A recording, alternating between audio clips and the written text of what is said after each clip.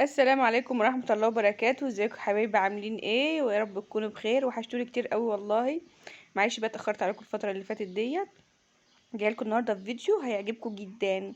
عملنا ايه بقى؟ عملت بصوا اكلتين اتنين مختلفين عن بعض خالص.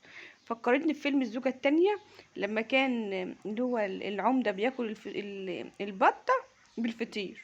انا بقى عملت لكم بطة تحفة، وعملت لكم فطير مع محشي. ازاي هي جت كده يا جماعه؟ هي دي كانت عزومه النهارده. يعني اللي كانوا جايين عندنا هم طالبين كده، طالبين فطير وطالبين محشي وبط. يلا بقى مش مشكله. هم حبايبنا بزياده، عشان كده ايه اللي كان نفسهم فيه كله انا عملته له. انا كنت عامله الخلطه قبلها بيوم، عشان ايه عارفه الدنيا ما تبقاش كتير عليا. قمت جايه جايبه الخلطه، وقمت جايه جايبه الكوسه مقوراها كلها. وكان عندي كام قرن فلفل برضو مسكته قورته، وكان عندي بصل. انا بحب محشي البصل قوي يا جماعه، جربوها هيعجبكم قوي. انتوا بتجيبوا البصله وبتقشروها، تفتحوها من الجنب كده سنه صغيره وتسلقوها. وجربي احلى محشي بصل، بصي هتاكليه في حياتك. انا كنت الاول بقول ايه محشي البصل ده، بس لما جربته طعمه حلو قوي. شايفين قرن الشطه اللي انا بنزله دوت فرق جدا في طعم المحشي. طعم المحشي كان مشطشط كده بقى، وايه ما اقولكوش. انا يعني اللي ريحني النهارده في العزومه بتاعت النهارده ان انا كنت مجهزه كل حاجه من بالليل. عملت الخلطه من بالليل، مسكت الكوسه برضو قورتها من بالليل. البطه مسكتها غسلتها كويس وحطيتها في ميه بملح كده، محلول ملح كده كويس عشان الزفره والليمون. كل حاجه عندي كانت جاهزه. كان عندي برضو شويه ورق عنب كنت انا مخزناهم في التلاجة، طلعتهم دوبك حطيتهم في شويه ميه سخنين بس شويه صغيرين كده، وقمت جايه ماسكاهم غسلاهم كويس تحت الحنفيه وسايباهم متصفيين ولفيته. انا ما رضيتش اطول عليكم في الفيديو دوت قوي، عشان لسه في فيديو كمان فطير، فما حبيتش الفيديو يبقى طويل قوي معاكم. انا بزود اهوت العقد بقى بتاع المحشي الكوسه، زودته خلاص وبيغلي قدامكم اهوت. وبزود العقد بتاع ايه محشي ورق العنب. اهم حاجه لما تيجي تزودي العقد لاي محشي، ترجي الحله كده كويس، عشان ايه الشوربه تنزل لكل المحتوى بتاع الحله. اهم حاجه زي ما انتم عارفين، اهم حاجه الطبق دوت بيفرق قوي. ما بيخليش صبع المحشي بتاع ورق العنب بيبقى كبير. لو سبتيه من غير ما تحطي الطبق دوت بيحكمه، بتلاقي الصبع بقى صبعين اتنين. انما لما بتحطي عليه الغطا بتلاقي الصبع صغنن ومنمنم كده زي ما انت عاملاه. هنا كنت انا خلاص سلقت البطه، سلقتها عاديه خالص. تبلتها الاول من جوه ومن بره ببصل وبملح وفلفل، وسلقتها بقى بشوربه عاديه. وخلص على كده. حتى فضيت الحله اللي كنت سلقه فيها البطه، فضيت الشوربه بتاعتها عشان ايه اغسل المواعين. زي ما انا شفتكم وراكم كده، كنت خلاص كنت غسلت المواعين كده. خلاص البطه هي كانت اتحمرت وكان ريحتها تحفه.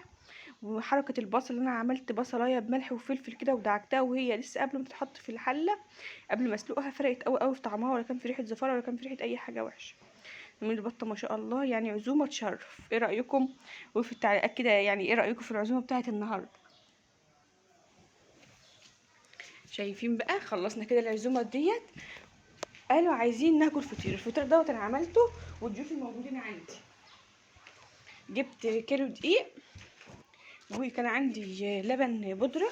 حطيت حوالي برضو كوباية لبن بودرة. وحطيت ايه بقى هوت زي ما انتم شايفين نص كوباية، كوبايتين اتنين لبن، كوباية مية. وعجنت. انت ممكن ولا تحطي لبن بودرة ولا تحطي ولا تعجني بلبن. بس انا حبيت يعني اخلي العجينة تكون طرية، وفي نفس الوقت تكون ايه حلوة. انت عارفين اللبن بيطر اي عجينة. انما ما عندكيش لبن بودرة او ما عندكيش لبن حليب ما تحطيش. وحطيت ذرة ملح. قمت جايه بقى ايه سايباهم ايه يهدوا كده مع نفسهم. وبعد كده ايه او قمت جايه مقرصاهم. هقرصهم بايه يعني بشويه زيت صغيرين، عشان الوش بتاع الفطير يعني ايه ما يقشرش معانا او ما يقشفش معانا. زي ما انتم شايفين اهوت انا هعمله فطير. ما حبيتش اعمله اتنين، يعني اتنين كبار وافردهم على الطبليه. الطبليه صراحه كانت عندي كانت فوق السطح ومش هقدر اطلع اجيبها وانزلها واغسلها وكده، كان موال. فقلت ايه انا هعمله اللي هو فطيره جوه فطيره. انا هوريها لكم دلوقتي. انا السمنه ديت اهم حاجه وانت بتبططي او بتفردي الفطير. بسم الله، السمنه تكون بدرجه حراره الغرفه. يعني السمنه دي زي ما انتم شايفينها سبتها لغايه ما هي هديت مع نفسها. حتى كنت بمسكها بفركها بايدي كده. انما انت لو سخنتيها على النار مش هتبقى حلوه في العمايل. انا كنت بحط حته الفطير اللي انا هفردها في مع شويه سمنه وبفرد. انا ما بحبش افرد على ايه، ما بحبش افرد على زيت. لو فردت على زيت الفطير بتاعنا هيطلع معانا ناشف، مش هيبقى حلو. زي ما انتم شايفين اهوت، انا بفرد بقى واحده بواحده كده، ما خدش معايا مجهود خالص والله، ما زهقني الفطير دوت عن المحشي، ما خدتش اي حاجه. وكمان كان طعمه سخن، كان تحفه.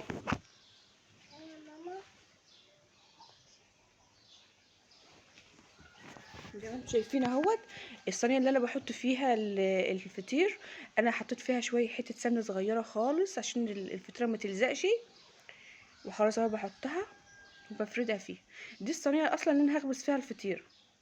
يعني انا ببطل في صينيه تانية اللي انتم شايفينها الستانلس ديت، والصينيه التانية ديت اللي انا اصلا هخبز فيها. هوريكم بقى انا هعمل ايه. هيبقى اسهل قوي قوي في العمايل لو انت عملتي العجينه وقسمتيها على كورتين كبار، على كورتين كبار، وقمت جايه فردهم على الطبليه. هتبقى حلوه قوي، هتريحك عن اللي انا عملته ده. يعني انا كنت كسلت بس ان انا اطلع فوق اجيبها فوق السطح وكده واجيبها، لا بالعكس ده كده تعبني اكتر. بصوا انا كنت مكتره شويه في السمنه عشان بس يعني الضيوف اللي عندي وكده تبقى الايه الحاجه متفخم عليها، انما انا اصلا طبيعتي ما بحبش السمنه كتير في الاكل. بس انا حبيت الحاجه اللي اعملها يعني ايه، يبقى اللي تكون مخدومه كده.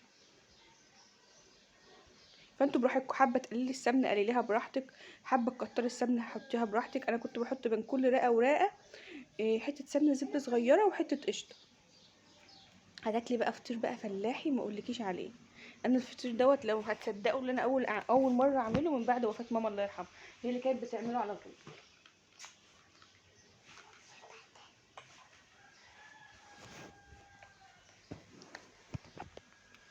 قولوا لي بقى النهارده في التعليقات ايه رايكم في الفيديو بتاع النهارده.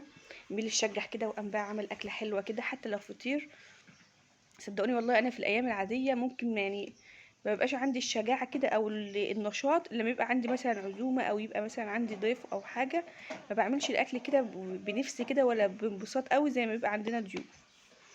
كنا عارفين ان الضيف لما بيجي والله بياخد معاه، يعني لو شرب كوبايه ميه بياخد معاه الشر وهو ماشي. دايما خلي بيتك مفتوح، حتى لو بصي يعني انت امكانياتك ضعيفه جدا. زي ما انتم شايفين بحط بين كل رقتين كده ايه، بحط يعني شويه حته سمنه زبده صغيره وحته قشطه صغيره. ويا سلام بقى لو كان عندك سمنه فلاحي اصلي بقى ما اقولكيش. بس والله ده كان جميل قوي.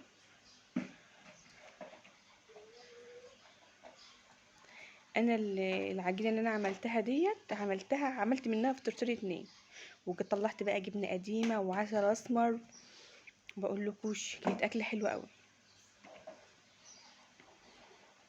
كده خلاص هي كانت خلاص ما شاء الله خلاص عملتها، وكنت خلاص خبزتها في الفرن. هي تستناكم بقى ان شاء الله في فيديو جديد، وما تنسوش بقى بالتعليق والاشتراك في القناه. والسلام عليكم ورحمه الله وبركاته.